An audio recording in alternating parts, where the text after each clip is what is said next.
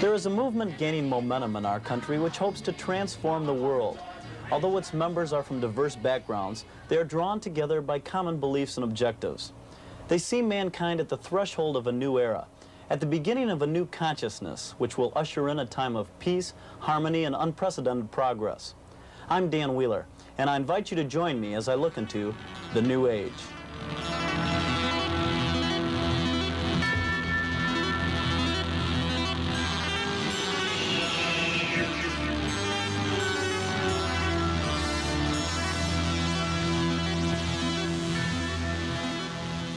The Bay City, beautiful San Francisco, California. This city has been the springboard for many movements across America, such as the hippies and the flower children of the 60s and the peace movement of the 70s. And now in the 80s, the movement that seems to be gaining momentum all across America is going strong in San Francisco.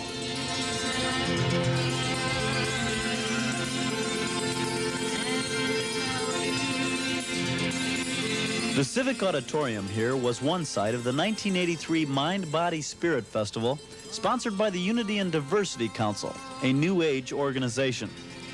Organizers, exhibitors, and fairgoers alike gave us their perspectives on this rapidly growing movement. Why are you at the Mind, Body, Spirit Festival today? Well, I think there's a few key things which most of these groups are saying, and that's mainly to get in touch with yourself, that there's a higher self, and that there's a certain pathway to getting there. Some people are into meditation, other people are into yoga, some people find chiropractic important, other people find homeopathy important, and it's just really interesting to see how they're all interconnected. Why are you at the Mind, Body, Spirit Festival this evening? Well, I work with mind, body, and spirit in my work, so I like to contribute and share with other people who are interested in that kind of thing.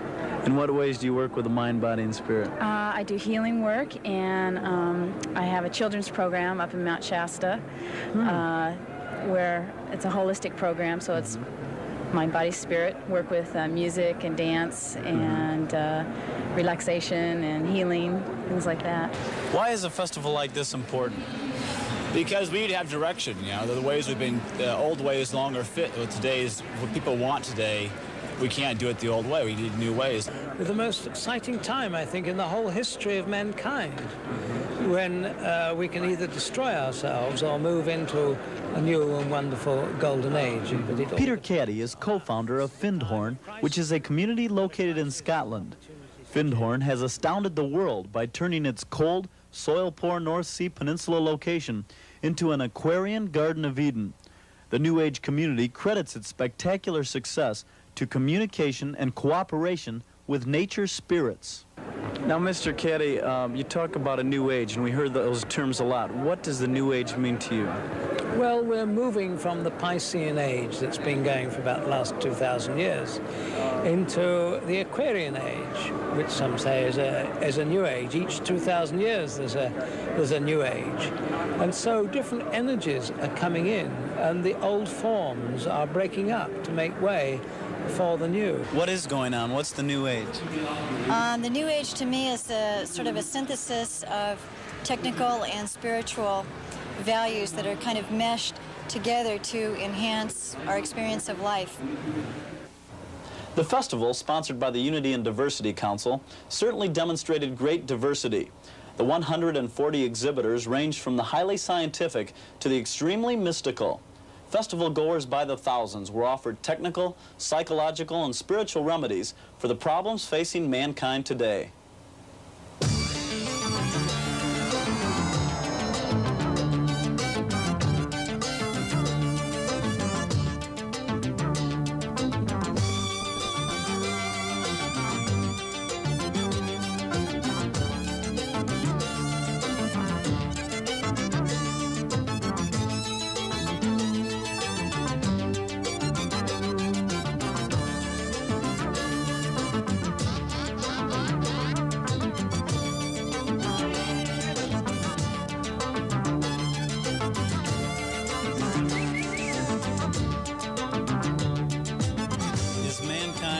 Towards a new age? I believe it is. I think it's amazing how consciousness is really taking off and how it's just accelerating across the world now, this new phenomenon of consciousness, the New Age. Marilyn Ferguson's book, The Aquarian Conspiracy, all touches on this, and various people in different ways are talking about New Age things but not actually calling it the New Age. And it really seems to be taking off. Why are there so many English people at a festival like this? I don't know. I've seen quite a few. It's probably because us English used to be pagans and witches anyway. We started it all off, didn't we? By far the most prevalent technique used in attempting to achieve the objectives of the New Age is meditation. Sister Brahma Kumari Jayanti was one of the featured lecturers at this festival. She is the director of the London Raja Yoga Center, and she lectured on spiritual and meditative methods for bringing about world change in the New Age. What takes place during meditation? It's a very beautiful experience, that's for sure. But we go through different levels of experience. For instance, the stage that everybody begins with, a stage where the energy of the mind is scattering in 1,000 different directions. That's normal, that's the way usually our mind works.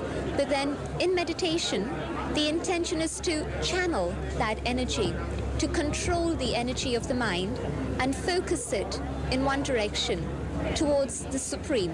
You're seeing things on the scale of eternity. Another term for this would be to be looking at things with your third eye, because this is the location of the third eye, the awareness, the wisdom. The third eye is the eye of knowledge, the eye of the divine intellect. And so this is the first step of awakening of the consciousness, this awareness of I, the soul. Various kinds of meditation were demonstrated at this festival. Some meditated in a group, such as these people at the Bay Area Transmission Network booth. Bill, what is the main function of the Bay Area Transmission Network?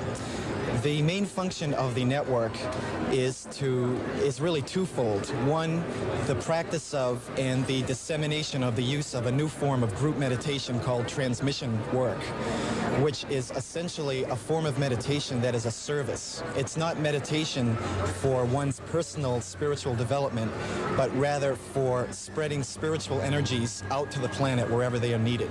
So the group sort of acts as a channel, stepping down energies that are sent to the group from the spiritual hierarchy and from the Christ, and then sort of lowering the voltage of those energies and then making them available to all of humanity.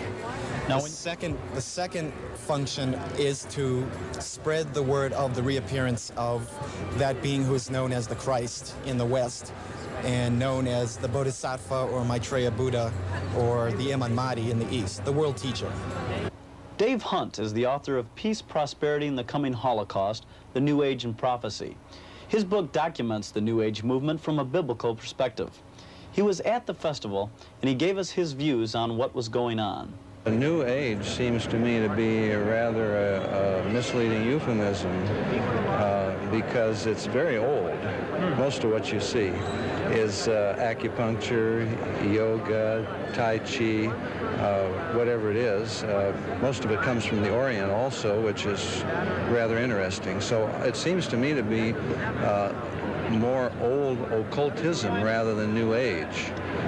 So you see a real spiritual influence in this festival? Definitely, because what I've talked with a number of the people in the booths around here, and it's not rational, for one thing. As I ask questions, you've got various yoga institutes, you've got self-hypnosis, you've got scientific organizations that seem to be very diverse, and yet they are all working together for a common goal, that is a new world government and a new world religion. They seem to be taking different roads, yet they're really all going to the same place. And the common denominator, there are several common denominators. Number one, it involves a force, not a personal God. Number two, it seems to all be centered in self. In other words, inner awareness, looking within ourselves, getting in touch with your higher self or your true self, not the personal God. It involves consciousness, different levels of consciousness. You're not to think of it rationally. For instance, I've asked people, well, if I'm getting in touch with myself, why am I not in touch with myself if it's really me, you know? Even if it's called a higher self. I guess it's an experiential thing that people get put in touch with, and when you are in touch with that higher self, you often, life just falls into place and things work out really well, and you feel supported by just the universe. Where does the higher self come from? Is it within each and every one of us? I believe all of us have a higher self, and some people are in touch with that higher self and others aren't in touch with that higher self. Why do I have to have somebody else's help or go into some particular state of consciousness to get in touch with what I'm really supposed to be already? And if this essence of all of us is all-knowing and all good, why do we have so many problems in this world? And when I get to this point, I find people saying, well, now you're trying to be rational. You shouldn't be rational. You have to experience this.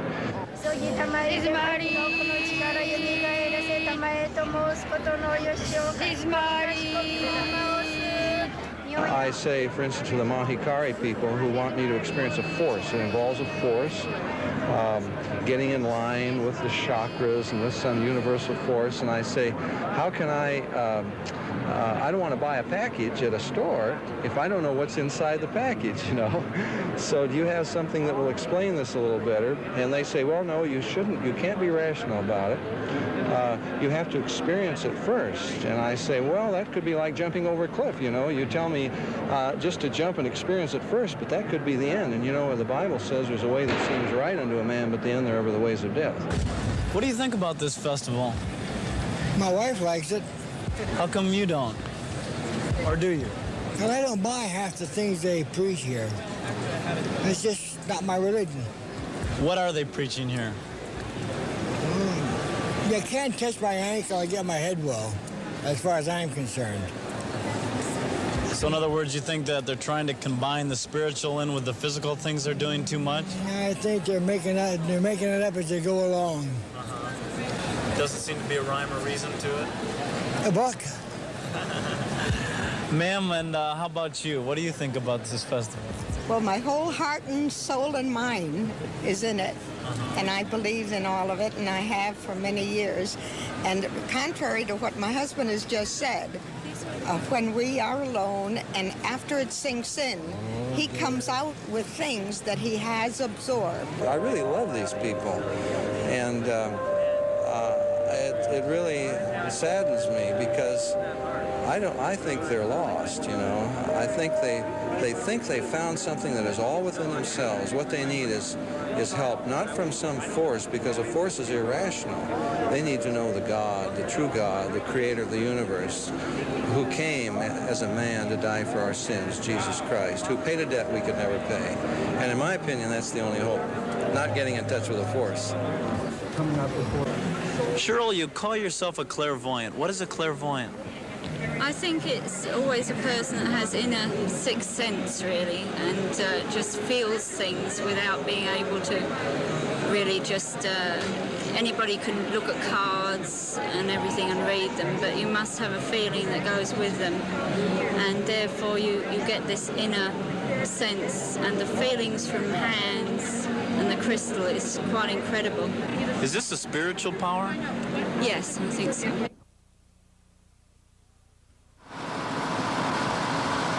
We saw this brochure advertising a new kind of night on the town in Los Angeles. It's called Transformation on Wheels with Julie. Now the brochure says these tours are for the adventuresome and the open-minded. They're sponsored by the Unity and Diversity Council and organized by Julie Parker. Tonight we're going to take this tour to learn more about the beginnings of the New Age movement.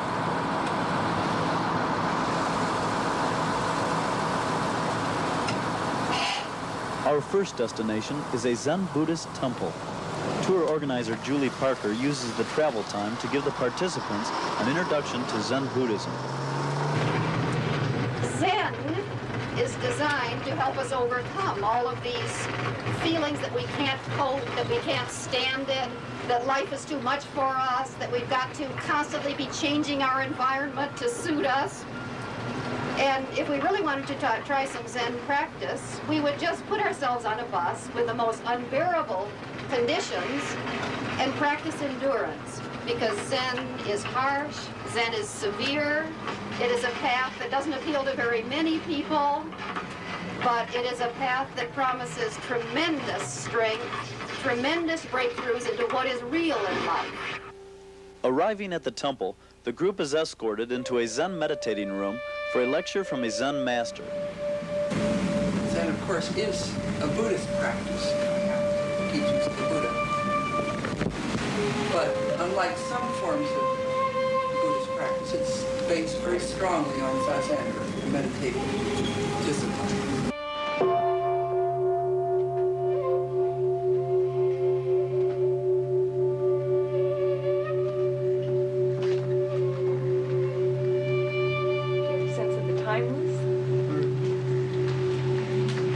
One of the things that's a really key part of the practice, as I mentioned earlier, is private interview with the teacher. There are times when the teacher addresses the whole assembly of people, but in our practice we feel that each person needs a particular medicine at a particular time, and what I'd like to do is show you the interview room.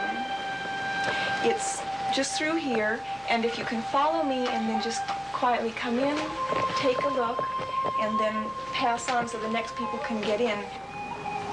The master sits here, and the student comes in, and face to face, directly they have their interchange.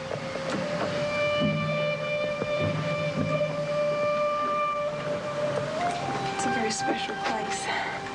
After spending about 40 minutes with the Zen Buddhists, the tour travels across Los Angeles to the Taoist Institute. The two main instructors, Director Carl Totten and Bruce Eichelberger, are both master hypnotists as well. Once the group arrives, they begin their presentation by leading an energy flow exercise. Extend your breathing down into your abdomen, real beneficial for the organs and for the energy flow, etc. In addition, when you're doing the exercises, I'd like you to take your tongue, we'll pretend this is a tongue, and curl it upward so that the tip of your tongue is resting against the roof of your mouth. I'd also like you to have your shoulders real relaxed. If you know your musculature, use your deltoid muscles, not your trapezius muscles. About 3/4 of the way across, lift up your left hand. You're going to reach a position where your right hand is pointing at your left bicep. And then you come across together. Okay? Some of you are more visual than others and are picking this up. Some of you need to experience it. And basically they're designed to cultivate the ability to channel energy through the hands. Those of you who are having a specific sensation in your hands are having the sensation of energy moving through your hands. Because these exercises are very powerful in projecting that energy in that way. This is also exercises that are taught to martial arts students. As you can imagine, it's real useful to be able to put energy in your hands when you're doing martial arts. Okay. But also, the energy that's cultivated in the hands can be used for healing. My teacher emphasized using this energy in doing like aura balancing and in becoming aware of an additional sensitivity in the body. Director Carl Totten gives a concluding definition of Tao. There's an old saying, there's room for all things within Tao. Yoga, of course, is part of the Tao. Everything that exists in the world obviously is here for a purpose. It's like a complementary relationship between all elements within the universe. Yoga certainly is a very important part of it. The word yoga means union. Again, that balance, that connection. After spending an hour at the Taoist Institute, the tour bus heads back to the original meeting place in front of the Unity and Diversity headquarters. On the ride back, I spoke with the tour participants about transformation, the New Age, and their reactions to the tour. Did you enjoy the tour tonight? Yeah, I did. Yeah. Why are you interested in this transformational movement? Well, I have a problem with stress, and I feel that maybe we're not meant to put up with some of those things. So this is kind of an introduction to me. You know, I'd like to try to see if that would help me tolerate. Are you seeing society moving into a new age? Yes. people don't want to put up with all that tension, and they want to take life as easy as possible and still, you know, be ambitious. Why are you interested in this transformational movement of society? You don't have to hold it out. I grew up in Nazi Germany with Nazi parents, and we were completely programmed. And I was a very neurotic, very sick person when I came out of this. And I learned over the years very slowly to discover myself and learn to follow my own inner voice. And I learned it mostly out here in California, where this whole movement going on. Is this movement really taking off in society? I think it does. I mean, especially out here in California, but it spreads. And I was back in Germany to several visits, and there's also already a lot of stuff going on. Are you actively involved in the movement? Yeah, I am. I was for 25 years an artist, but now I'm a healer. I give counseling sessions. Since I went through this tremendous transformation from a Nazi child where I am today, I teach people this inner transformation. Do you have healing powers within you? Is that how you heal? Yeah, yeah. Where do they come from?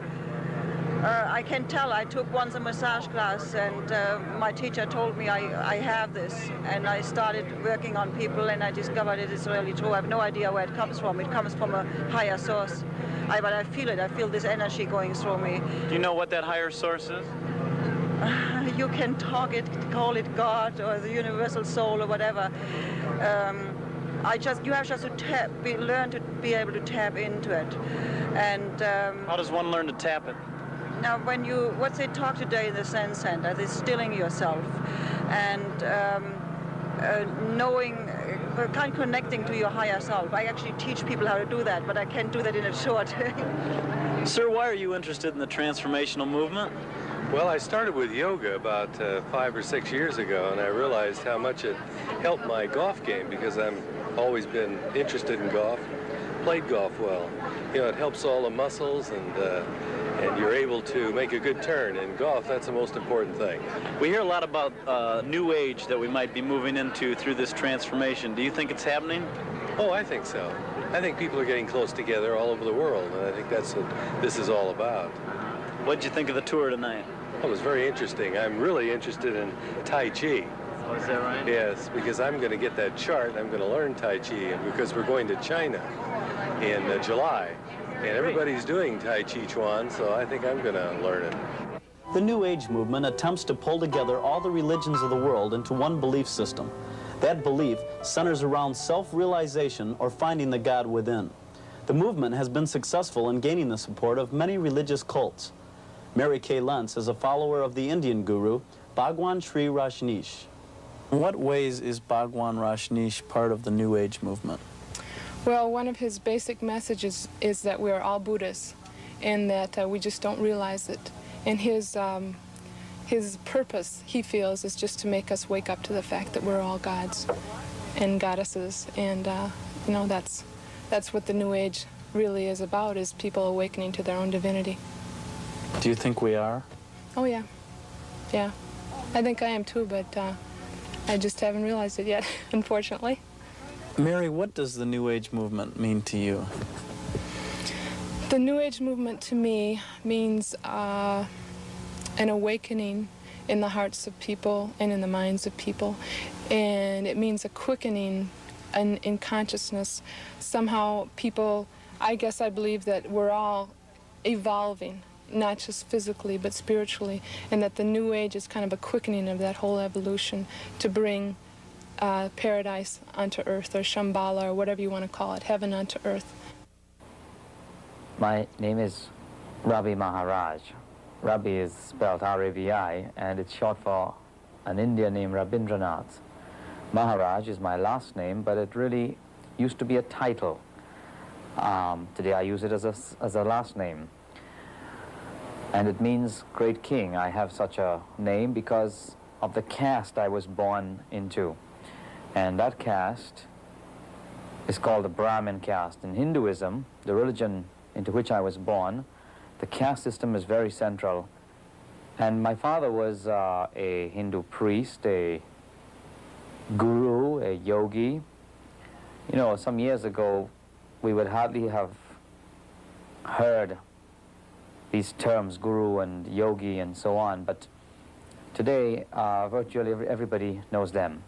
Guru means divine master or teacher, and the guru in Hinduism is worshipped as God. The Hindu believes that his guru is divine. But when he died, his mantle fell on me, and I very willingly began to follow in his footsteps. I was already a very religious child, even at the age of 7, which is roughly how old I was when he died. And in fact, I had always been a vegetarian, like my father was, not eating meat or fish or eggs. And I started practicing yoga and meditation even before the age of 5. And through my yoga and meditation practices, very often I used to experience a trance, journeys into other worlds where I would see mystical things, quote, the gods, and bright lights and bright colors, psychedelic movements. And it was fantastic, or so it seemed. And I was very proud of these many experiences I was having, because for the Hindu, the more you experience spiritually, the more divine you think you are. For the Hindu, the experiential is of utmost importance. Now, Hindus also bowed at my feet, like they did to my father, and worshipped me and gave me their gifts and their offerings. But you know, in spite of all of that, in spite of all the religiosity and so-called spiritual experiences, in spite of the fact that my world eventually became a world of mysticism, deep in my own heart I was empty, I was unhappy, I was dissatisfied. I lived in a home with 13 or 14 other people, but I was lonely in my own heart. And I came to realize that something was missing, something was wrong. Just something was not right.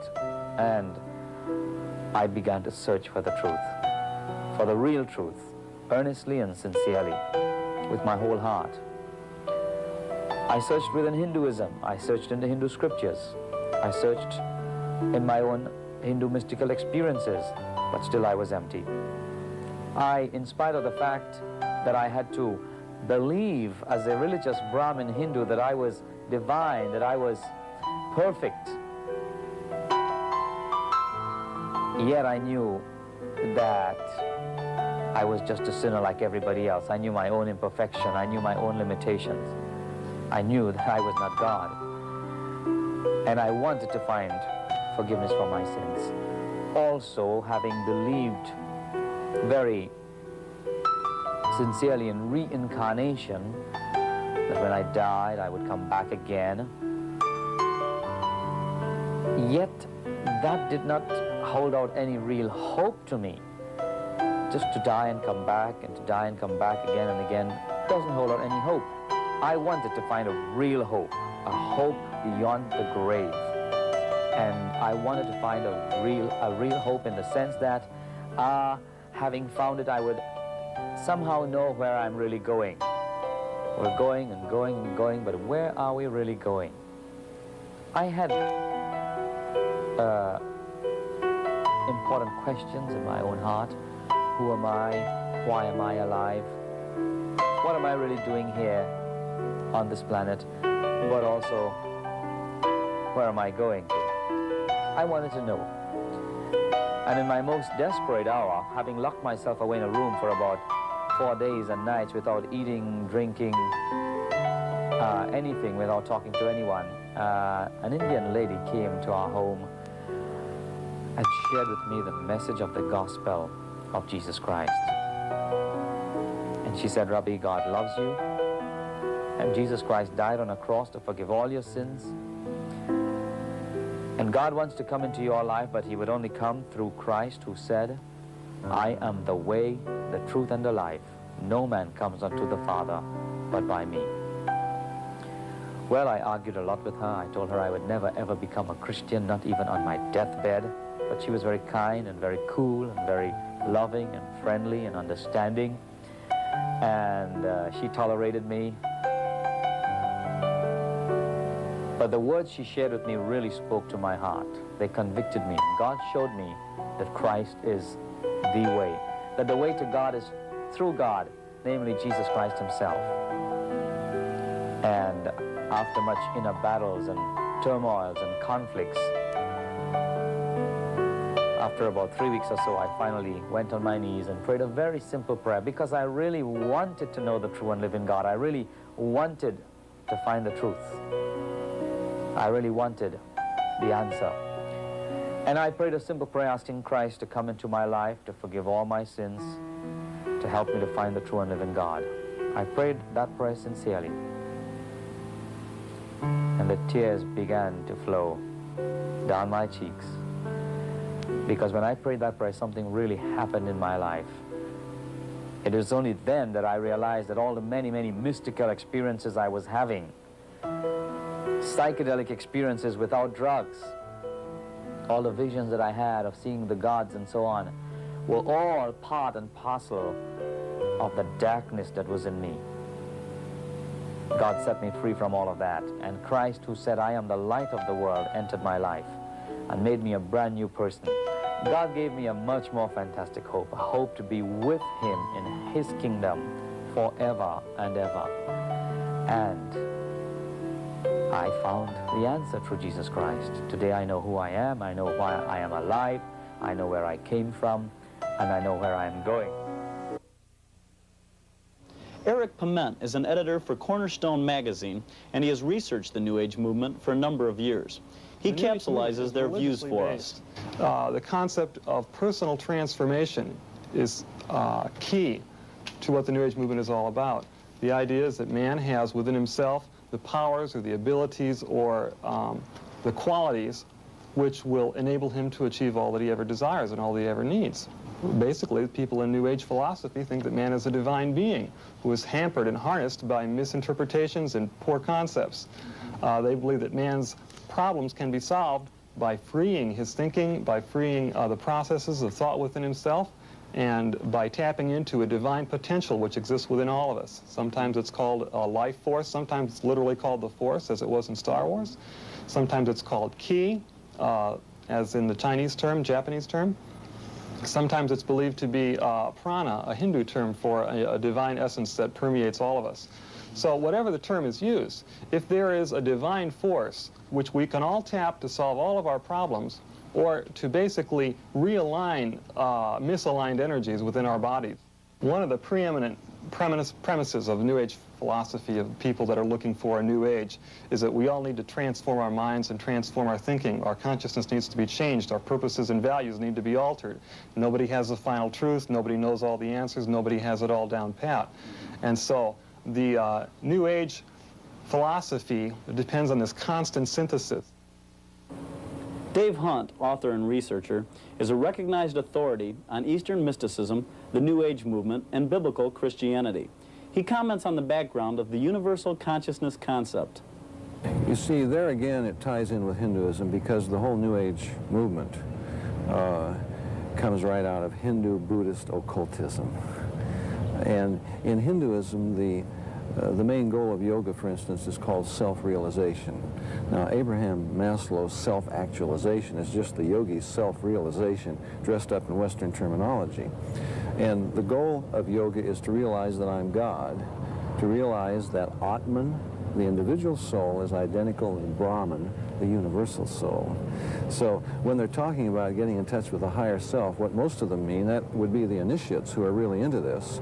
What they mean is I'm getting in touch with God, but it's not the personal God of the Bible, but it's sort of the Star Wars force with the dark and the light side, or it's this whole universe, you know, of which we're all part of. This universal consciousness.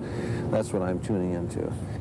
Although some would claim that the New Age movement is too diversified to have an organized leadership, there are certain individuals whose influence is universally respected among New Agers. Dr. Willis Harman commands such respect. He is a consultant to top management of this country's most powerful corporations, a social scientist at SRI International, a professor at Stanford University, and president of the Institute of Noetic Sciences. But then there are states of mind that you can get into where the perception, like Edgar Mitchell, feeling the oneness with the earth and all its inhabitants, in that kind of state of consciousness, there's much more awareness of a deeper level of the mind where we're all connected. And that deeper level of the mind you could call universal consciousness or infinite mind or God or whatever you want. It's awe-inspiring, there's no question about it. One can see why these experiences get described in religious terms. Marilyn Ferguson, in a recent book entitled The Aquarian Conspiracy, talks about a paradigm shift or a massive social transformation. Can this really happen? It's a kind of gradual waking up, changing awareness, changing perceptions, and along with that is a total change in the beliefs about the potentialities of human beings and the potentialities of human society. And you can watch this thing spread, and as I looked, it spread, it seems to me, from really a handful 20 years ago to tens of millions of people in this country alone. Now, and it's also present in Europe and to some extent other places. There are not adequate statistics on this. At SRI, we have tried to gather some survey data that relates to this, and it looks as though something between 10 and 20% of the U.S. adult population has made such a shift in the last 20 years. That's a big group of people. And so something is happening, and it's happening very rapidly, and this change in awareness, change in consciousness, change in beliefs is taking place, but it's quite spontaneous. It's not something that somebody's manipulating into being. And it shows up in a lot of different ways, in the women's movement, in the peace movement, in the ecological movements, and so on. It's not, it doesn't, from one standpoint, it doesn't look like one thing. It looks like a diversity of things, but all of them connect together. I consider myself to be in touch with a sense of my power, yes. David Spengler is an author of numerous New Age books, including Revelation, The Birth of a New Age. He was formerly co-director of the Findhorn community in northern Scotland. We found him this summer on the High Winds farm just outside of Sheboygan, Wisconsin, where he was leading New Age seminars. Marilyn Ferguson and Dr. Willis Harman and many others have said that this movement is growing with amazing speed. Do you see this happening? Yes, I do, very much so. I've been involved now for 20 years. And the differences between when I started in '64, actually lecturing in '64, and now it's like night and day. The changes have been so vast in terms of people becoming aware and committed and open to these ideas of new values and transformations. So, yes, I see it happening very quickly. What do you call this movement? I use the phrase the New Age movement, or the movement for an emerging culture. How is it happening? How is it organized? Well, that's the beautiful thing about it. It's not really organized. There's no leader. There's no one group. There's no overarching structure. It's happening really out of people's lives, out of people who have a vision that the world isn't working for them or for each other the way it could. The New Age movement actually involves loose networks of thousands of groups that are into a number of different things. There's a lot of diversity, but they also are unified to the extent that they basically accept Hindu belief system that all is one and all is God. And they are anti-Christian for sure. As I've traveled around the world and I've interviewed hundreds and hundreds of people, I find something very interesting. There is a common philosophy behind this whole thing. And I don't care whether it's a medium in a seance or whether you're getting out of a Ouija board or through alleged space brothers supposedly from a UFO or whatever. The same lies that Satan introduced to Eve in the Garden of Eden come through every time. That God is not personally as a force, that there is no death, reincarnation, spirit survival, spirit communication, that we can become gods, and that it's in the tree of knowledge. There's nothing wrong with you. It's the way you think. You need to expand your awareness and realize that these powers are in the mind. And that comes through everywhere. And I've talked to people who've never talked to one another, and yet they all have gotten the same message. Well, obviously, there's a common mastermind behind this. And when this mastermind is presenting the very lies that the Bible says Satan introduced to Eve in the Garden of Eden, I don't think you have to be a great genius to identify who is behind this. Rudyard Kipling once wrote, "East is east and west is west, and never the twain shall meet." He obviously was not a New Age thinker. For, as our experts have indicated, the West is being transformed. Orthodox Judeo-Christian concepts of God and man are being replaced, and at a dizzying rate. The most obvious New Age influence is in the health and medical fields. The term used to describe this growing phenomenon is holistic health. Ann Langford is Dean of the Department of Holistic Health at John F. Kennedy University in California. Dr. Langford, what is holistic health? Holistic health is a way of being that includes the mind, body, and spirit of man.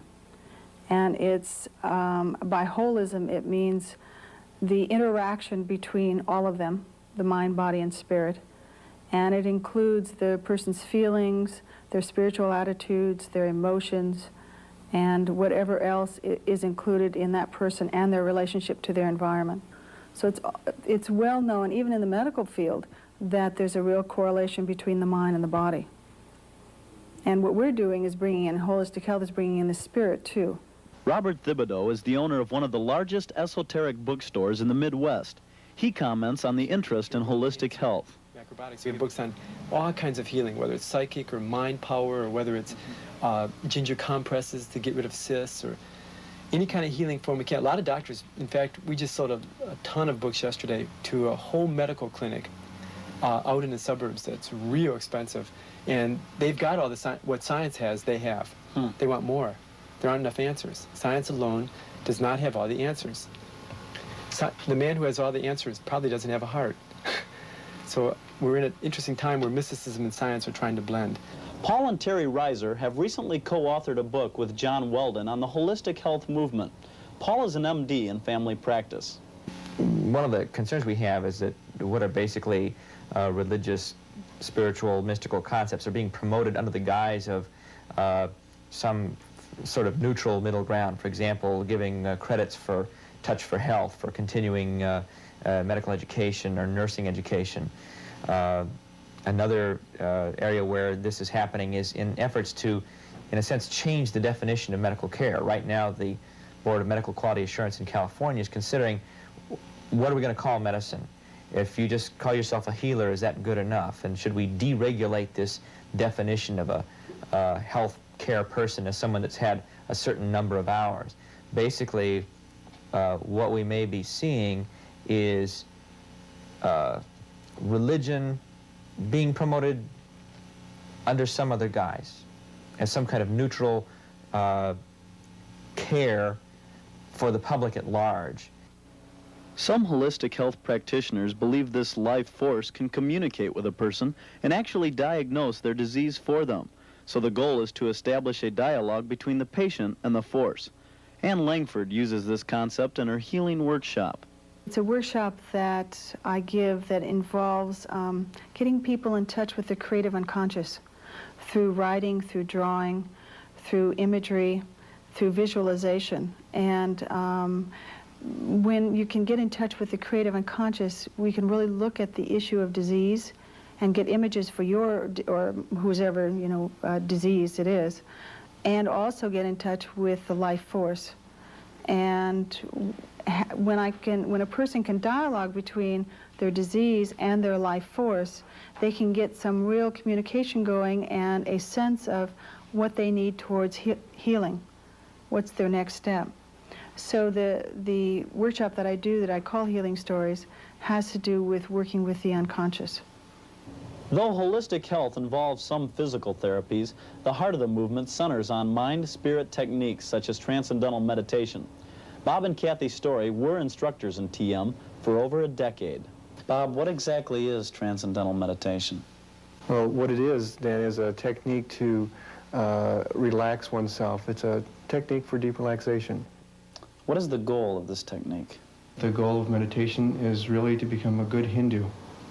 And it's the kind of program that is very scientific, and it has a lot of practical advantages to it, but this is how it's taught. But in essence, it's a technique that brings a person more into the occult, it brings a person more into these forces that are very difficult to deal with, and sometimes many people have had bad experiences from it. I agree with him. You know, I had said before that I felt an initial surge of energy and vitality when I started TM, and it was a contrast of, you know, when you're out in a busy world, and even if you closed your eyes for 20 minutes twice a day, you'd feel better just from the rest. But as time started going on, I was getting spaced out. I was not progressing. I was just sort of standing still and vegetating. I didn't have the vitality and the energy and the life that I feel now. Kathy, you've had some experiences in TM that you felt were not quite right. Could you tell me about them? I was at MIU in Fairfield, Iowa, which is where we were living, getting my Maharishi International University. And I was getting my supernormal powers. And I was just with ladies. Maharishi always had it divided up, just ladies, just men, or couples. And when we would do our flying technique together, boy, I look back on it now, it's very strange.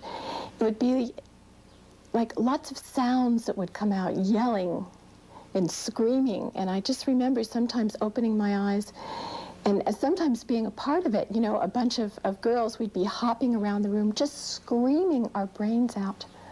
Very bizarre. But see, the thing that's so strange is we thought it was normal, because it was explained to us that this was release of stress. And the release of stress is a positive thing, because that's what leads you to enlightenment. So we accepted it just as a normal part of the program. People would speak in strange languages, intense emotions, people getting up, jumping up and down, yelling and screaming. Now that you look back at it, what do you think was behind it? It had to have been some other powers taking over, because I remember during the flying, the reason that I would be propelled in the air was this force of energy that would go up my spine and through my head. It would literally pick me up and throw me. I had no control over it. Do you think it was demonic? Absolutely.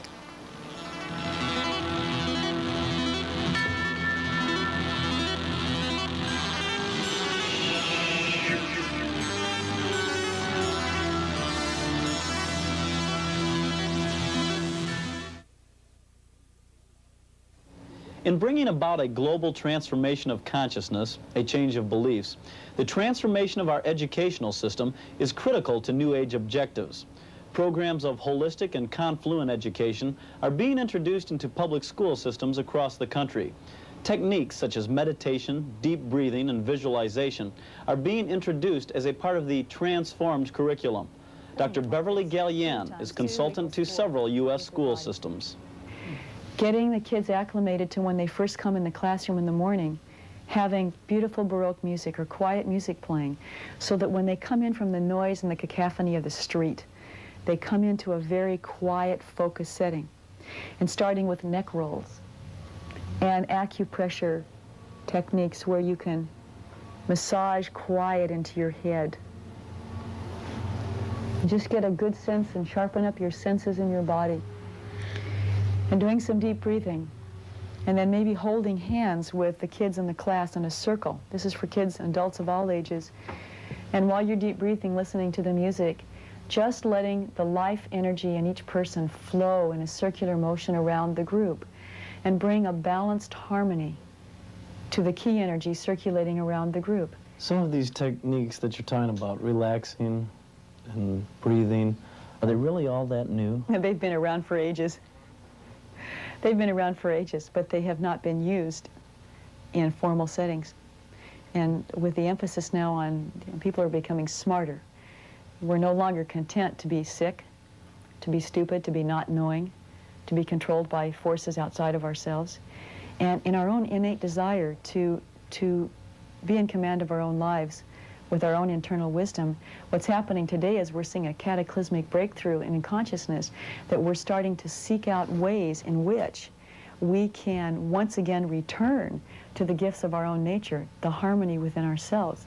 So deep breathing, taking in the life force, feeling the relaxation flowing through our bodies, beginning to become very acutely aware of our inner vibrations, our own visualization, our movement, our feelings.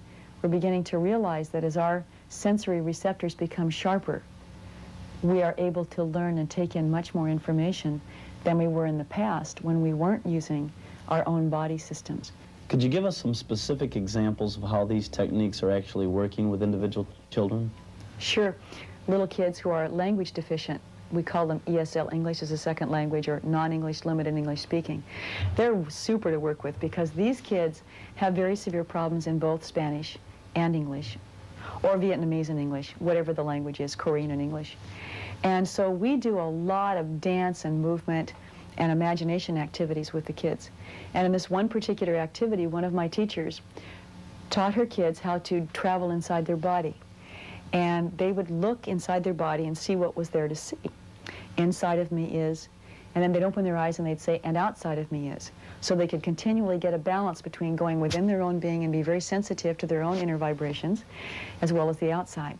Now, we did this in conjunction with the regular language arts program. So see, we're bringing these activities in confluently, which means all we're doing is teaching the old curriculum in a brand new way. So we can teach the kids these new mind skills, these new body skills, so that when they grow up, they can learn how to access these inner skills, and gradually these new mind skills will become the curriculum of the future. Direct access to mental powers. Do you see that happening? Yes, it's happening already. Our kids are already tuned into it, and that's why you have the E.T. generation, the Star Wars generation.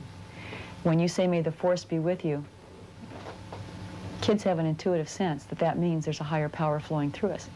So let's get on and really work with it. So in this activity, the kids do this, and they close their eyes and they create a picture of the love in their heart. Sometimes it's a fire, a flame, could be a symbol of a heart, red, whatever. And they take all the love out of their heart and they feel it in their hands and they make a love ball. And if you watch the little children doing this, they're totally focused on it. And then they pack all this love energy in their hands. And then we have them feel and tap each other's hands to feel the love energy coming off.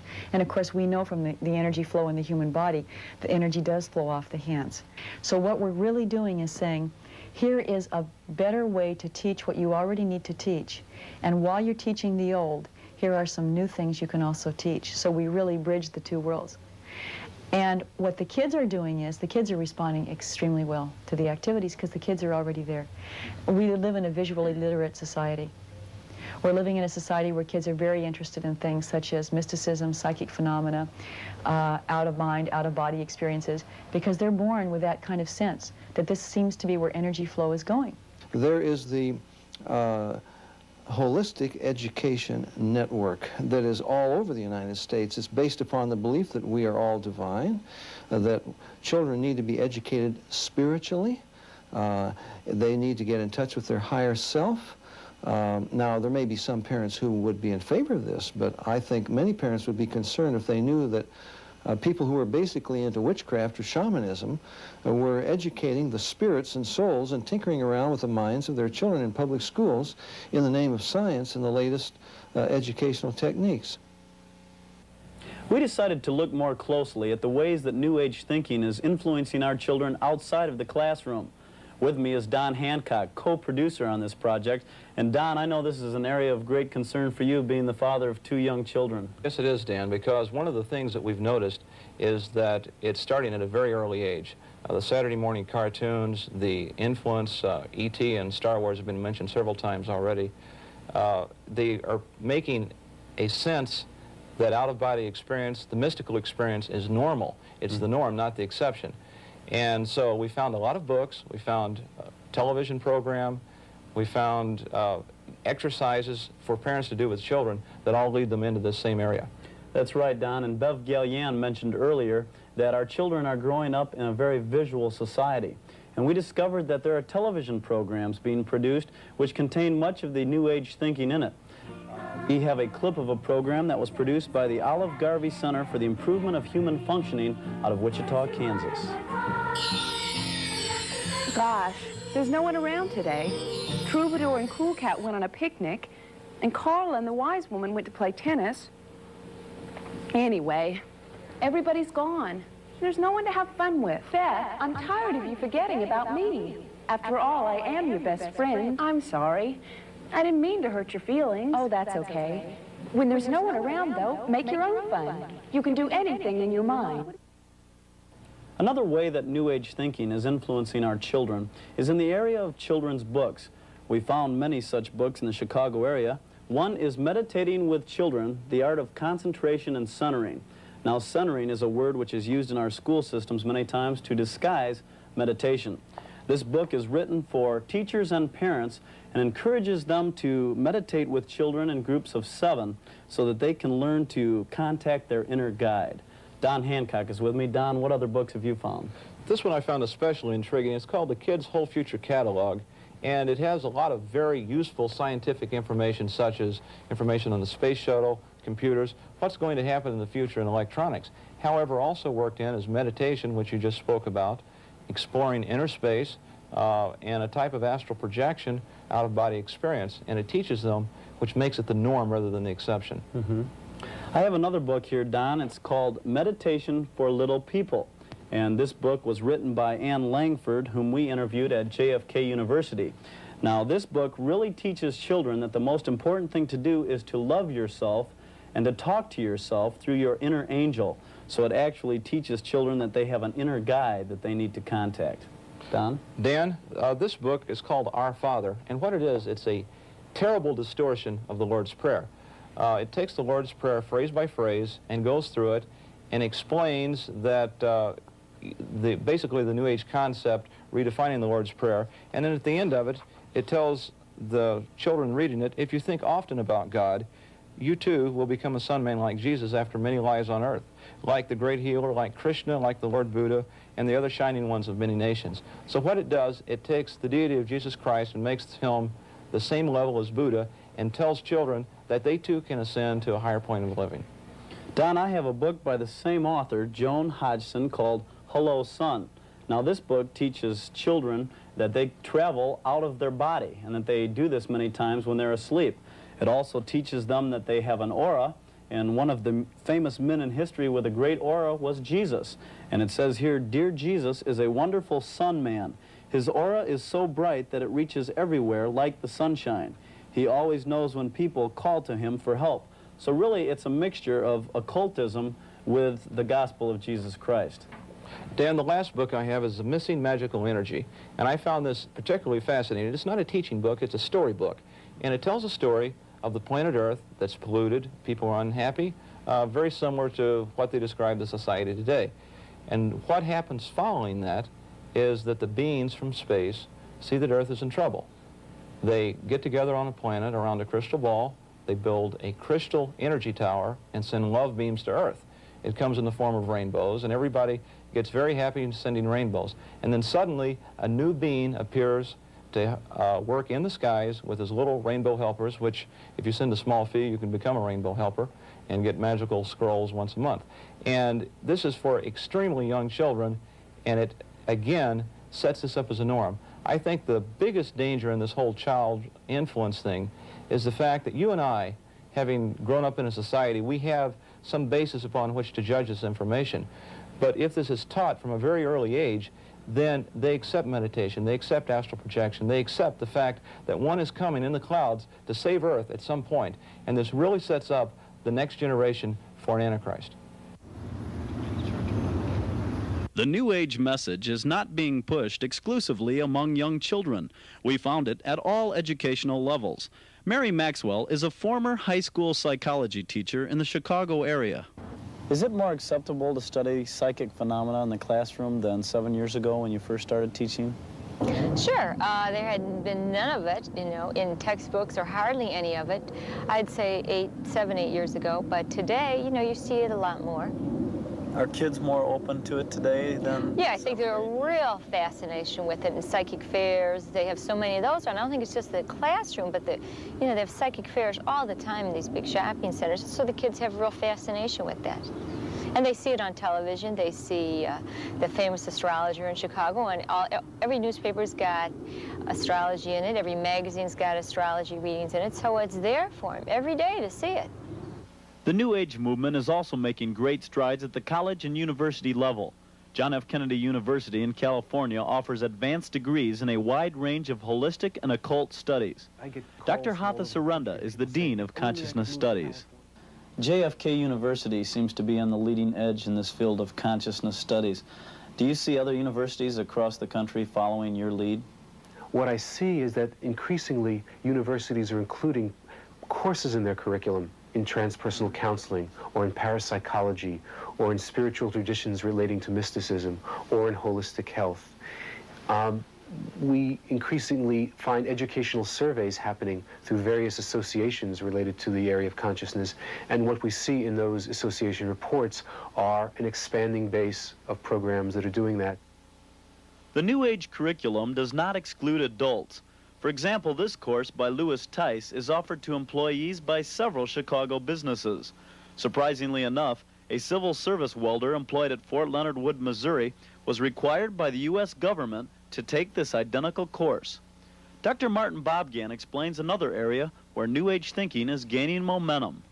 I'm a dean at a community college in Santa Barbara, and I administer a vast program where at least 1 in 4 adults in our community college district takes at least one of our offerings.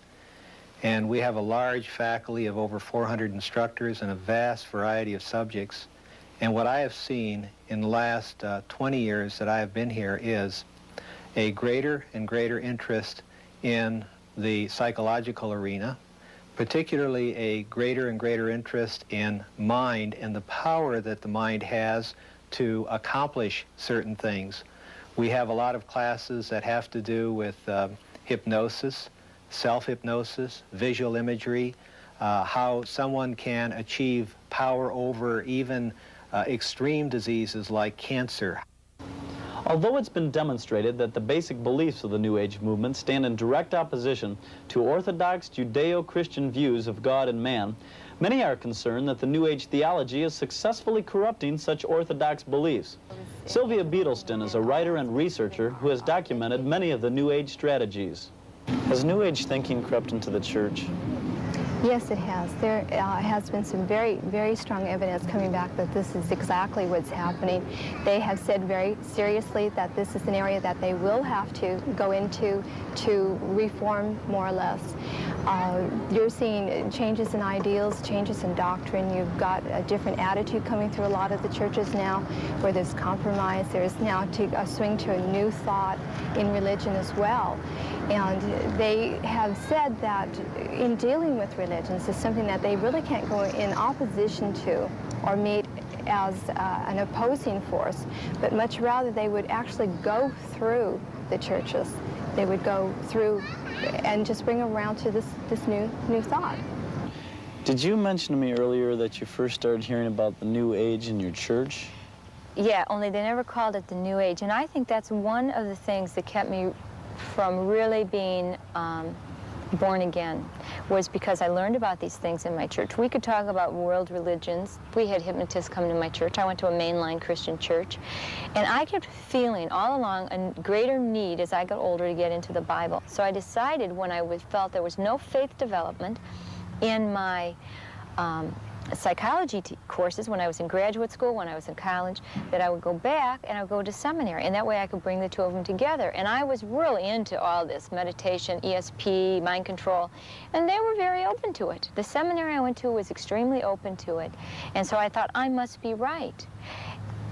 And I think that's one of the things we've got to really, as Christians, check on is, does the Bible say it's true? I remember I started going to a combination Bible study nutrition class led by the wife of a Christian chiropractor in our area. And we got into, she was one of the most loving people I think I have ever met. And she was warm, and she was the epitome of the healthy woman. She was vibrant. She looked like a goddess, like a Greek goddess. And we just got into all sorts of things. We got into the colors of fruits that you eat affecting your moods. We got into eating 3 pecans a day to ensure that you never get varicose veins. We got into it.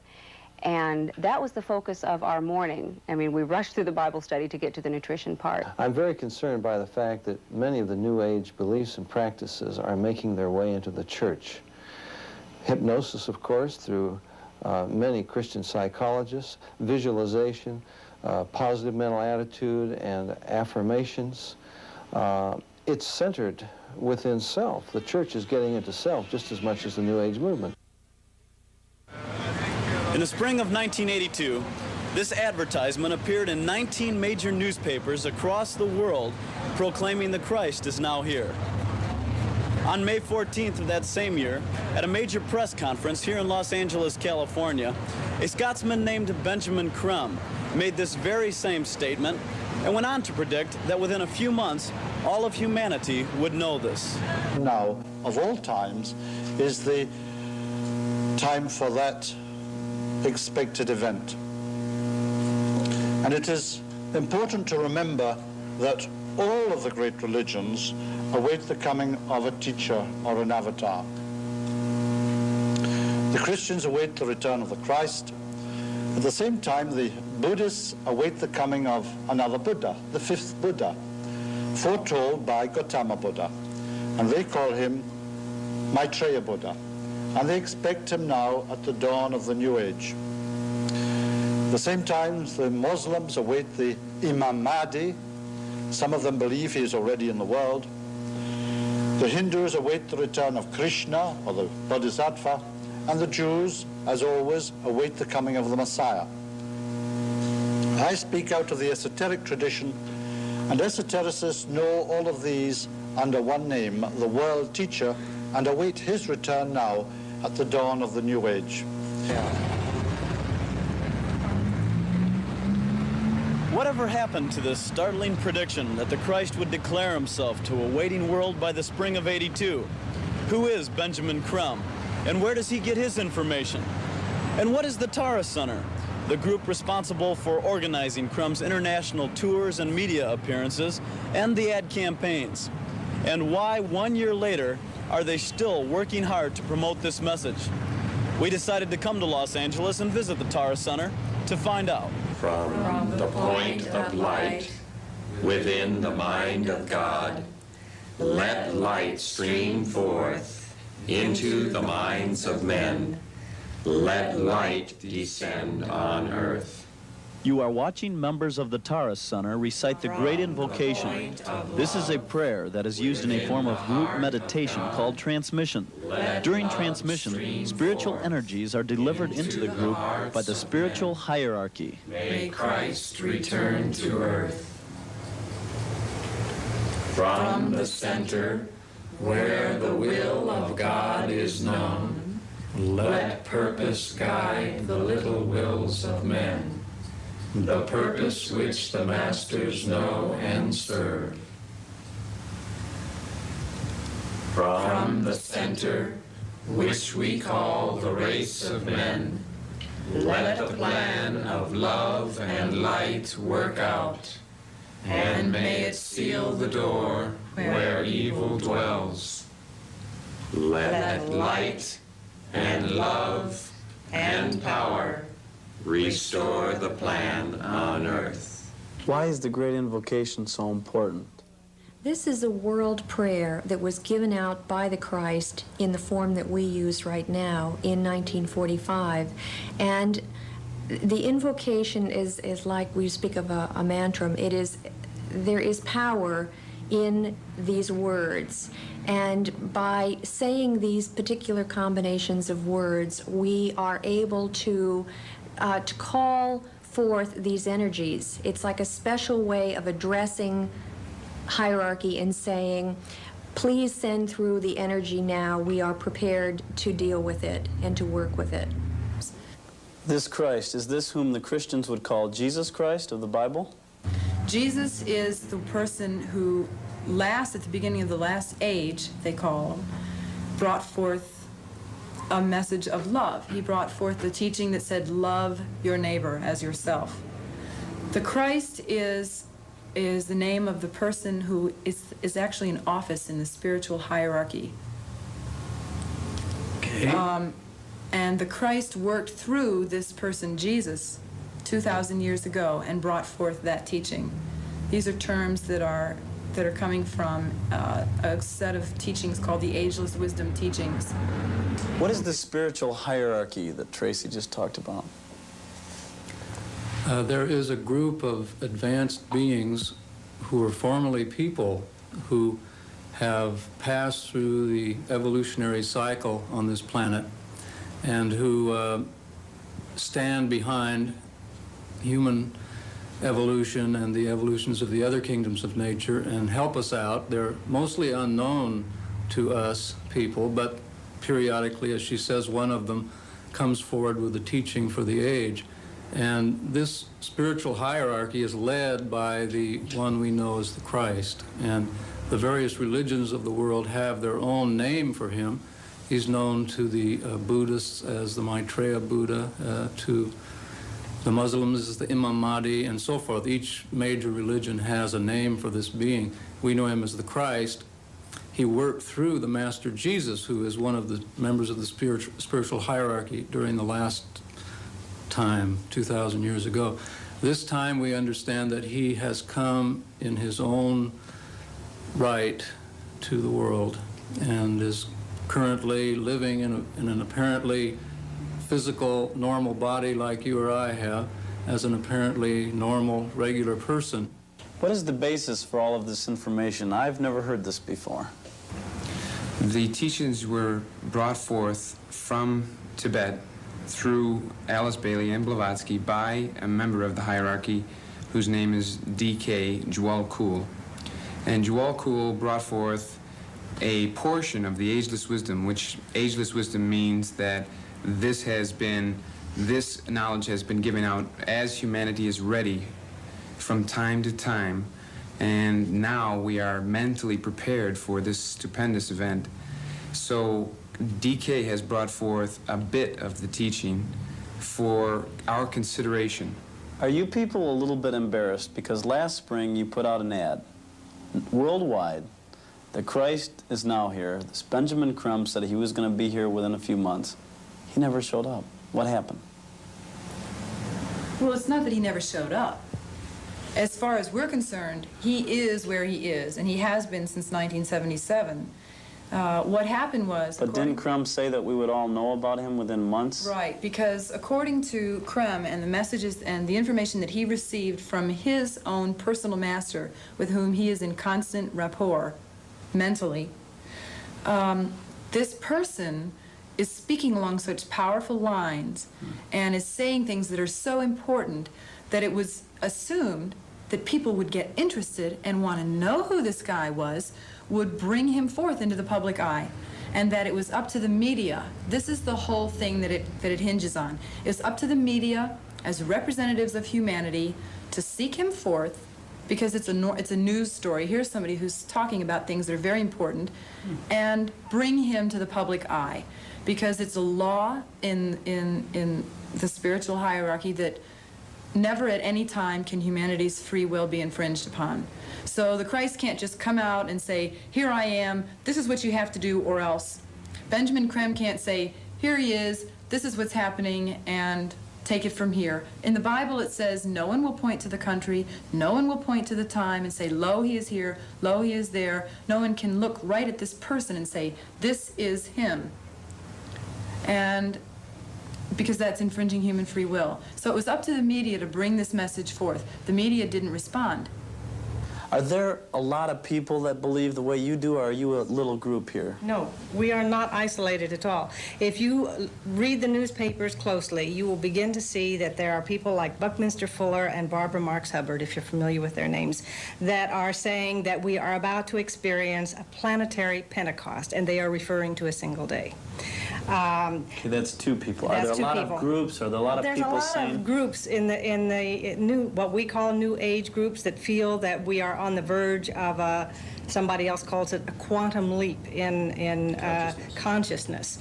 There are many people, we get letters all the time from these people that are feeling the same thing. They are having visions, they are experiencing dreams, they are having expansions of consciousness, all sorts of things that make what we are saying a fact for them. The Motor City continues its battle with high unemployment due to a struggling American automobile industry. Yet the New Age movement continues to flourish in this city. A Detroit attorney named Constance Cumby began to notice this in 1980 when she began a massive research campaign. I'd go in there and I read practically everything in the store on prophecy and biblical commentary. And then I started noticing a different line of books that ran in their bookstores, and I noticed there were books from writers of many denominations. And the books didn't particularly sound like their own denomination, but they all sounded exactly like each other. There were books that called for the creation of a new world order. World Food Authority, World Water Authority, a New World Information Order. They would make frequent reference to the Club of Rome reports and a Global 2000 report, which was just coming out about the time I was heavily into this study. And the books looked very much like things I had seen in the old political world that I was no longer particularly active in. And it looked like what we would call a political platform. So I started thinking, isn't that interesting? Wouldn't that be convenient for the Antichrist? And I felt ashamed of myself as soon as I thought it. I said, well, these are Christian books by Christian writers. But my attention was riveted to those books, and I kept going back and looking, and I noticed the vocabulary was rather unique. Now, if there's one thing I've always prided myself on, it was my vocabulary.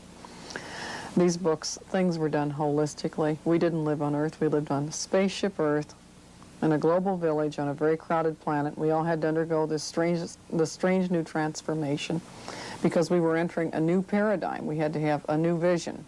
Our old ways wouldn't do. Now that we were going into this new crowded planet, some of the books were saying that that there were truths in other religions as well that we should take a look at, that all the world's religions had the same central truths.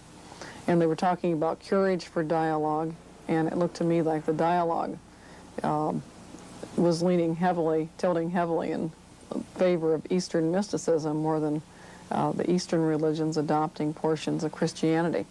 But I noticed that the books with the strange new theology had the very same vocabulary as the books with the very heavy political platform, and the books with the strange new theology would make references to the political aspects. I didn't start putting it all together until I picked up a copy of The Aquarian Conspiracy by Marilyn Ferguson. And she said that they communicated in the movement with code words and signals. She said the movement was large. She called it a great shuddering conspiracy, ready to overtake us. Page 37 of her book, she said in many different places at many different times, the kindling had been carefully laid for the real conflagration, the one that would forever alter the landscape. She said they had broken with certain key Western values, and whenever I hear that, I wonder which ones. And so I turned to her chapter entitled Spiritual Adventure Connection with the Source. And sure enough, she said, we turn east for completion. Eastern mysticism, direct experiential religion was the order of the day. And I had noticed that trend through all the books I had looked through. She quoted from the Aquarian Gospel, and I picked up a copy of the Aquarian Gospel. And page 14 denied Jesus was the Christ. Page 16 said one may enter fully into the spirit of the God of force. And that rang a bell with another Bible verse I'd learned. He shall honor in his estate the God of force is a God whom his fathers knew not. Daniel 11:38. That's the King James Version I was quoting from. And then chapter 14 of the Aquarian Gospel prophesied that one day a mighty master soul would come to earth, a light greater than Jesus, to light the way to the throne of perfect man. So I figured that was a direct satanic prophecy of the Antichrist. And finally, I picked up a book by Benjamin Creme. I found it in July of 1981. It was entitled The Reappearance of the Christ and the Masters of Wisdom. And it said, since July 19th, 1977, the Christ has been among us. Well, I had so many insane books from the New Age movement saying this kind of thing, I kind of disregarded that one. Put it aside until I was computer cataloging the collection in September. And I picked it up again and skimmed it, and the back had a section on how the plan is working out. Well, I had suspected that there was a plan, but I didn't expect to find an admission in writing that there was a plan. That was more than I ever dared hope for. And sure enough, he cited a lot of the components, things that I had seen in the Christian bookstores, even as evidence of the fact that the plan was working out. He talked about this move towards centralization of our food supplies and change of our economic system and of a new world economic order. And he said that they had hoped that the Christ would make his declaration by mid-1982 at the latest. And at that point, I skimmed through Benjamin Crem's bibliography in the back, and he had said he was an Alice Bailey disciple. I'd never paid that any attention either. And I thought maybe his bibliography was worth perusal. And he quoted from Alice Bailey at length and said he was her disciple, and in the back he said to read The Externalization of the Hierarchy. And he was right on target. That was the book to read. It was all laid out very coldly, repeated references to the plan. This book was written many years ago, between 1919 and 1949. This is the international headquarters for the ancient mystical order of the Rosicrucians, located in San Jose, California. The park here is filled with many ancient Egyptian, Babylonian, and Assyrian symbols. It was here that a young woman named Sylvia Beadleston began to recognize many of today's popular symbols as being occultic in nature.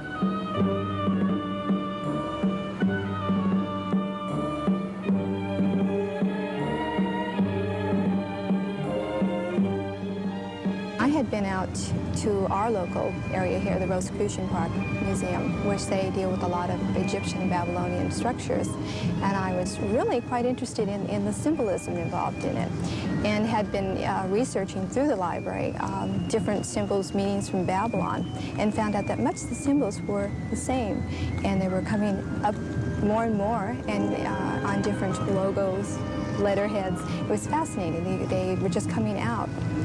So we noticed the connection between the literature, the symbols, the books, and still not really convinced, we decided to just see if anything really would come from it. A few months later, I was listening to the radio. I had dialed in the radio and happened to pick up a station from San Francisco, and they were broadcasting New Age Theory and New Age Broadcasting Network. And what they were saying is a lot of what they were presenting on the show was based on, again, the writings of Alice A. Bailey. And they incorporated it with the use of the Great Invocation, which they said would be a world prayer for all humanity. So I went back and looked at the booklets, and of course here was the Great Invocation, and I noticed that it was appearing on several pieces of literature, and booklets on world structure, the new religion, all of this was incorporated in these booklets. And I noticed that the booklets were published by a group called Lucis Trust and Lucis Press in New York, and also a group called World Goodwill. And in the booklets, they say that this belief or this structure to this Christ is based on the writings of Alice A. Bailey. And that's basically where my first exposure came to it. So it did seem to build. There was more groups out there using the symbols, more groups out there using the Great Invocation, and again, the writings on Alice A. Bailey. How did you become more informed on the subject? Did you start to see these philosophies creeping up everywhere? Well, one thing that kept coming up time and time again was the Great Invocation, and it was being used by many groups, some not even promoting the New Age theme, but again promoting this prayer. Well, from researching several books on Alice A. Bailey, which she has over 24 books alone that she's written, it was actually written out in 3 stanzas, and what they are presenting is only the third stanzas, but there's 2 stanzas before that that talk about actually evoking the hidden one that would come forth. So that just really made me wonder more and more why the importance of this. Now the symbols kept appearing on different logos, again from different groups, different thoughts, encounter groups, and that began to really get me concerned about it. The Great Invocation itself was used just recently as far as coming out with just like what you could call your average groups. The Reader's Digest had it featured as a full-page ad in their October issue this last year. And just recently, KCBS here in San Francisco used it as a Christmas message. So again, this is what I was seeing when I finally was brought some tapes from a dear Christian friend from another church. And she says, Sylvia, you've got to listen to these tapes. It's fantastic. She says, there's another woman out there, a lawyer, from Detroit, and she's doing exactly the same thing you're doing. She says, it's amazing. So sure enough, I took them home and I listened to them. And she had basically dealt with some of the political groups and some of the organizations, whereas I was working at it from symbols, from cults, from religions, and Bailey. But we were all hitting along the same lines, only coming at it a little bit different. The fact that we lined it up from different aspects, it makes it fascinating alone. And I started reading the Alice Bailey book that Benjamin Creme said to read for more information, and he was right on target. That was the book to read. It was all laid out very coldly, repeated references to the plan. This book was written many years ago, between 1919 and 1949. What I read in the book was anti-Semitic all the way through to its esoteric core. It was anti-Christian all the way through to its esoteric core. That New World Order that I had heard tossed around so freely in Christian books was laid out in those books with great specificity. The plans for the establishment of the United Nations were laid out in great specificity. I've learned since that the second-in-command man at the United Nations, Robert Mueller, is an open disciple of both Benjamin Creme and of Alice Bailey and Lucis Trust. One of the biggest on the religious influence would be David Spangler, for example. He seems to be a very main headlining person as far as promoting a new spirituality for the new age. In government, you're going to find people. The one I've encountered most often has been Donald Keyes of the United Nations, of course with Mueller, who goes also with the United Nations. And they have written books on the subject where they talk about a one world unity, a one world government, which is going to formulate into a one world court. Many critics of the New Age are concerned that the idea of a one world government is rapidly becoming more than an idea. They see individuals such as the Assistant Secretary General of the United Nations, Robert Mueller, and Donald Keyes as spearheading such an objective. Mr. Keyes is a longtime consultant to UN delegations and committees and a foremost lecturer on the emerging global society. He is the president and co-founder of Planetary Citizens and the author of Earth at Omega. Is there thinking underway concerning the possibilities of a one-world government? What we find happening is, for instance, in the UN structure, we're spinning off what I would call departments of planetary management. They're rather semi-autonomous, each one directed to a different area, and something more organic is taking place. My own view is that it's hard to say what is coming because it's not going to be like anything we've had before. It's going to emerge as something totally new and more appropriate to managing a planet than anything we might have foreseen. What is this that's coming, and is it similar to the transformation that Marilyn Ferguson refers to in the Aquarian Conspiracy? Well, this is an important aspect of it in the fact that there are now a large number of people who have seen the world and themselves and their personal lives in a new way. And this is contributing a very positive element to redirecting planetary affairs.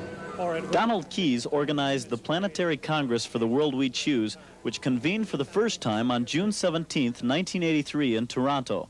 Michael Linfield from the Findhorn community in Scotland was there. Were there any concrete decisions made at the World Congress? What happened with the 475 people that came together? As I said, we broke into the 30 working groups, and we went through a consensus process to find out, first of all, what our vision was for a future world, because we have to agree that we want a common vision. And then we had to look at the present structure and why that had been created, what values had created that. Then we had to transfer that vision into the qualities that were needed to bring it about. And that this means like policy changes, local action. And what happened was, for instance, this first draft report is a statement from the 475 people obtained from a consensus process. And in it, it lists everything, you know, the global vision, the action steps to implement the approaches, economics, international, national alternative concerns, human rights, nuclear issues, the peace, campaigns. All of this is just a way of saying, this is what we need. We obtained a copy of the report and found many of the approaches to be spiritual in nature. Some of the things it calls for are the acceptance of personal and group meditation as a social norm, the use of spiritual guidance in determining direction, spiritual support groups, consistent visualization, the introduction of meditation into school systems, the acceptance of human potential as being unlimited, the creation of a new international economic order, and the creation of a world peacekeeping force. Is the transformation of society happening today? Are the grassroots people getting behind it? Are key government officials getting behind it? Is it going to happen? We're early in the process. We're building new constituencies. People are moving into places of responsibility where change is needed. There are some especially fine people in various places who have a vision of a better future and are busy trying to implement it. But I'd say we're still at an early stage. I'm hopeful because the beginnings we've seen are very impressive and have the values that are necessary for a global society. I think there are people in politics and people in government and people in the UN, people in health and education who have glimpsed a newer vision and are busy trying to develop new ways of doing things, reforms within those institutions. What's wrong with the one world court system, a one world government for that matter? Okay. Again, it sounds good. It's a good idea and one that a lot of people are very anxious to see come about. They view it as a solution to the conflict that we have in the world right now. If we can all get based on the same laws, rules, beliefs even, there wouldn't be the conflict and the wars and the problems that we have now. So a lot of people in very earnest are working to promote this idea, this platform, bring it into being. But again, you have to put the logical thinking alongside of that also. If you're going to put our world structure under one roof, so to speak, if we're going to have a world court or a world government, then obviously there has to be a head to that world court and a world government. And my question is, and should remain in a lot of people's minds, who's going to head up that one world court, that one world system? Who will head the one world government? When we come back, we'll explore some answers. Do you think a world leader is coming? Absolutely.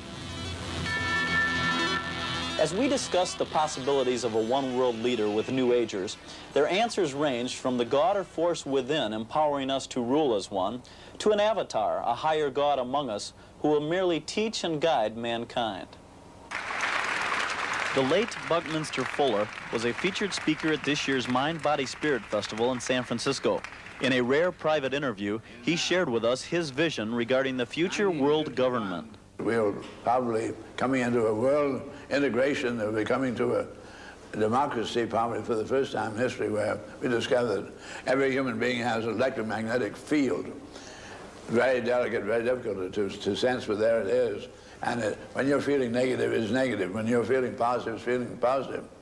So we'll be able to get a around the world satellite pickup of all the dispositions of humanity regarding any question. We may really have great electronic democracy really working for this the first time in history.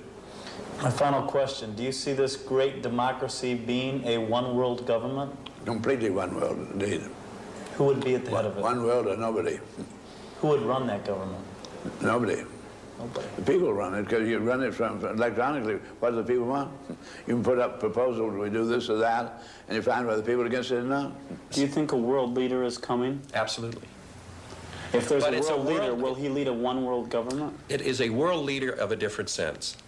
When we talk about the unification of the world, this is not a dictatorship of an imposed central authority that says, thou shalt do it this way, or else. What Maitreya will do is he will point the way. He will say, these are the problems that you face, and here are the solutions. All you have to do are follow these things, and the world will straighten itself out. It is up to us to accept or to reject this. It is our free will. We will not be infringed in that way where someone will dictate to us what we must do. But there will he be at the head of the world, this man? We will want him. A person, let me ask you this, Dan. You know, we're all intelligent people here. If somebody could come up and give you clear answers to the problems that we face on this planet right now, who would you want running things? Who would anyone want running things? I think we all recognize that the political leaders right now do not necessarily have the answers. Is there the ultimate one coming?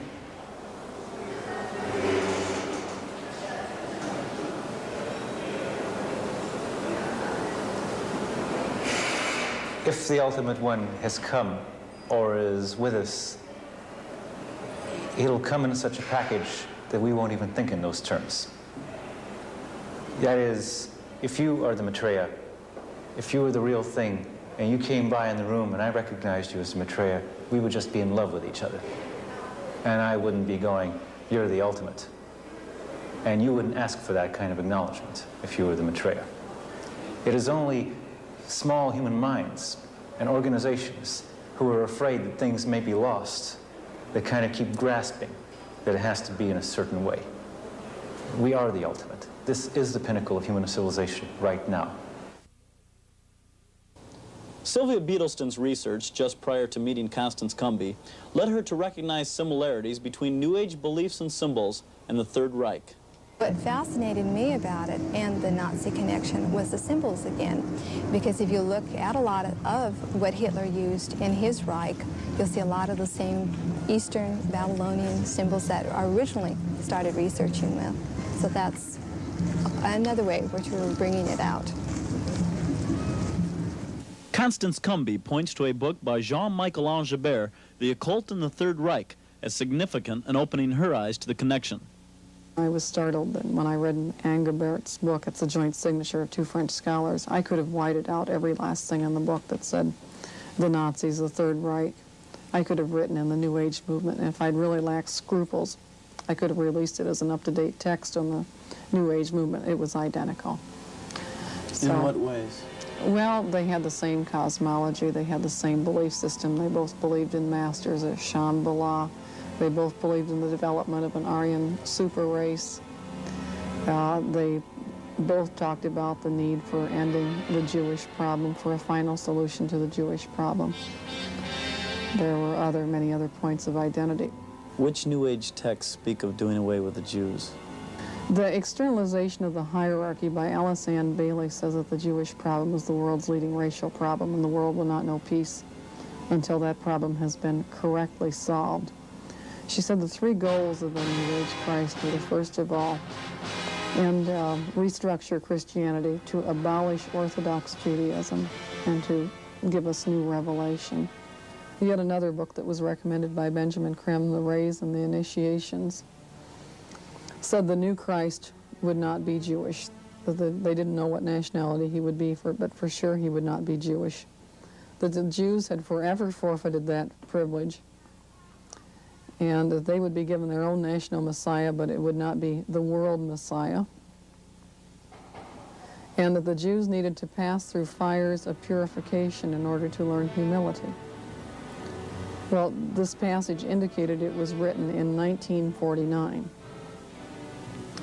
And the whole world knew what had happened to Europe's Jewish population in World War II in 1949. At 1949, there was just no secret as to what had happened. So I was horrified, to put it mildly. I had many Jewish friends. The same books also talked about Aryanism. So At that point, the identity with Nazism had hit me head on.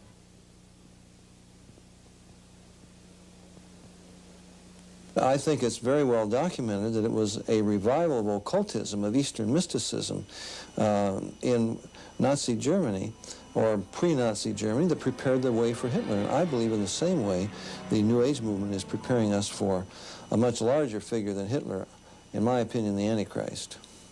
Well, the New Age is coming, and the word that the New Age thinkers are using is the word having to do with a new age, a turning point, a change in society. And the New Age that's coming is really the coming of Christ himself. And anybody that describes a New Age without Jesus is giving us another gospel, and it's a false gospel that has a false Messiah. And we know that false Messiah, Antichrist, is going to come. I had started it so that I could gain more understanding and love, and so I could know God. I'd wanted to do that since I was a child, and I thought TM's a great way to do it. But I actually found more loneliness, and I found less caring. I found that Maharishi really, in essence, didn't care about the people who were involved. He was just interested in this world movement to promote the enlightenment of mankind. He was not interested in people. But in becoming a Christian and seeing that contrast now, that there is a creator, that there is an owner of this universe, someone who loves me, you know, that love of God is there. It's such a difference, such a difference. I think that I'm a changed person. I know that I am. I'm happier. But I still get sad. I still have things that hurt me. I don't have instant success in everything. I still have failures, but when I have a failure, I have a place to go. I am lifted up. In my life, whenever I have listened to the Lord, through the Word and through prayer, there's never been a deception. There's never been a lie, and He's always told me the truth. None of them had the truth. None of them could really look into me. And you know, what a comfort. God knows everything before I do it. He's there to heal me. He never lies. And just to know that, and to know that I have eternal life, is greater than anything the New Age may tell. It was only then that I realized that all the many, many mystical experiences I was having, psychedelic experiences without drugs, all the visions that I had of seeing the gods and so on, were all part and parcel of the darkness that was in me. God set me free from all of that, and Christ, who said, "I am the light of the world," entered my life and made me a brand new person. God gave me a much more fantastic hope, a hope to be with Him in His kingdom forever and ever. And I found the answer through Jesus Christ. Today I know who I am, I know why I am alive, I know where I came from, and I know where I am going. Since the completion of this documentary, New Age philosophy has emerged from its esoteric cocoon to permeate every area of American life. New Age occultism is being presented as the long-awaited cure for society's most pressing problems. In the field of medicine, holistic health claims to be the ultimate home remedy for life-threatening diseases such as cancer and AIDS. Educators are searching for new sources of knowledge that go far beyond reading, writing, and arithmetic. In fact, one of the featured speakers at the 1988 American Society of Curriculum Development was none other than Marilyn Ferguson, author of The Aquarian Conspiracy. Perhaps the most fertile soil for New Age beliefs is found in the entertainment field. Spielberg, Lucas, and others continue to use magic and mysticism to draw millions to the box office each week. Obviously, the most publicized New Age disciple is Shirley MacLaine. Her best-selling book, Out on a Limb, was followed by a made-for-TV movie which pulled exceptionally high ratings. However, the most disturbing fact is that New Age practices, such as visualization and inner healing, are being promoted and encouraged from an increasing number of pulpits across America. During a recent trip to Moscow, I was amazed to discover the widespread practice of channeling, inner healing, and parapsychology. Obviously, America is not alone in her love of New Age spirituality. Practically every country on the face of the earth is falling to the seductive promises of New Age godhood. Recent scandals among national church leaders have resulted in further public distrust of those who proclaim the message of Christ. Tragically, the end result of all of this is that millions of people are changing direction in their search for the pathway to paradise. Paul's words to Timothy contain some timely advice. He says, have nothing to do with godless myths. Rather, train yourselves to be godly. In this age of godless myths, our only barometer for truth is the Word of God.